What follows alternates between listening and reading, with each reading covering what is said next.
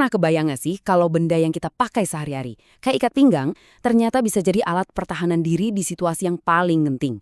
Nah, di sini kita akan bedah langkah-langkah praktisnya. Gimana cara mengubahnya jadi penyelamat di saat-saat terakhir. Pertanyaan ini langsung ke intinya kan? Dan ini penting untuk membingkai seberapa serius topik kita. Kita di sini nggak lagi ngomongin berantem biasa, tapi situasi hidup atau mati, di mana keselamatan kita benar-benar jadi taruhannya. Oke, kita mulai ya.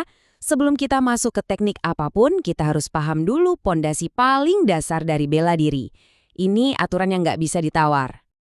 Aturan nomor satu, dan ini yang paling penting, adalah pencegahan. Ingat ya, selalu lebih gampang untuk menghindari masalah daripada harus berjuang keluar dari masalah itu. Mata dan kewaspadaan kita itu senjata terbaik kita. Dengerin, ini bukan soal jadi pengecut, sama sekali bukan. Ini soal cerdas secara taktis. Kenali batas fisik Anda. Coba deh sesekali latihan lari cepat. Biar kita tahu seberapa cepat dan jauh kita bisa lari pas adrenalin lagi tinggi-tingginya. Lari adalah pilihan paling pintar. Oke, gimana kalau lari bukan pilihan yang memungkinkan saat itu juga? Nah, prioritas kita berikutnya adalah menciptakan ruang. Dalam pertarungan, jarak itu sahabat terbaik kita. Urutan ini krusial banget, nggak bisa dibolak-balik. Kita nggak bisa gitu aja ngelepasin ikat pinggang di depan penyerang. Kita harus bikin pengalih perhatian dulu buat dapat beberapa detik berharga, detik-detik yang kita butuhin buat bikin jarak dan ngambil sabuk kita. Dan pengalih perhatian itu nggak perlu yang ribet-ribet loh, beneran. Topi yang kita lempar, segenggam koin dari kantong, ada bahkan minuman yang lagi kita pegang, itu semua bisa jadi alat yang ngasih kita sepersekian detik kesempatan buat bertindak.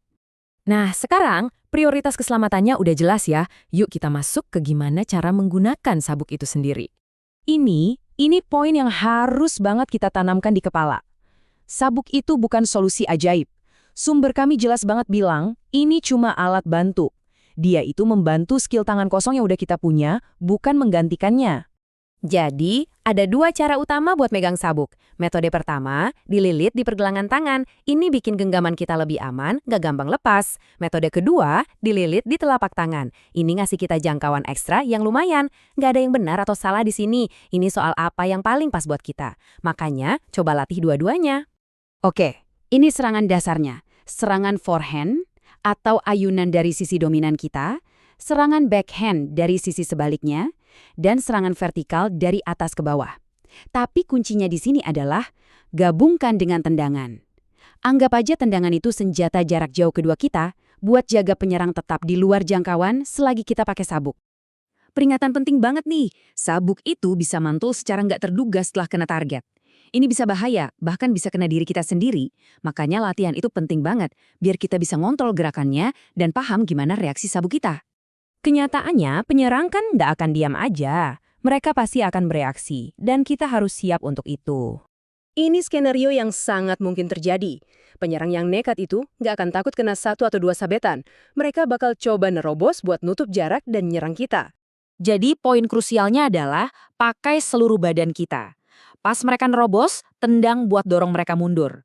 Terus bergerak. Ganti-ganti antara tendangan sama sabetan sabuk biar momentum mereka hancur dan mereka jadi bingung. Nah, ini masalah kritis lainnya.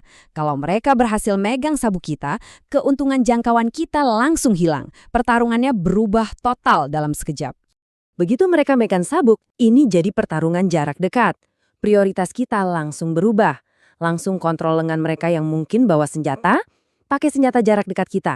Sundulan, lutut, serang mata. Buat bikin kerusakan dan cari celah buat kabur. Oke, yuk kita rangkum prinsip-prinsip paling penting dari semua pembahasan ini. Ini adalah konsep kunci dalam bela diri. Daripada mengincar badan atau kepala yang lebih besar, tujuan utama kita dengan sabuk adalah nyerang tangan yang megang senjata. Taktik ini secara efektif mencabut taring si ular. Jadi, ancaman utamanya bisa kita hilangkan. Ini nggak akan pernah cukup untuk ditekankan. Di bawah tekanan, kita nggak akan punya waktu buat mikir. Kita akan balik ke apa yang udah kita latih. Mengulang-ulang gerakan ini adalah satu-satunya cara buat ngebangun memori otot dan menjadikannya refleks yang alami. Dan akhirnya, kita kembali ke titik awal. Menggunakan sabuk atau teknik bela diri apapun adalah pilihan terakhir. Skill yang sebenarnya adalah kesadaran situasional. Kebijaksanaan untuk melihat dan menghindari bahaya bahkan sebelum itu dimulai. Itulah pertanyaan yang harus kita tanyakan ke diri kita masing-masing.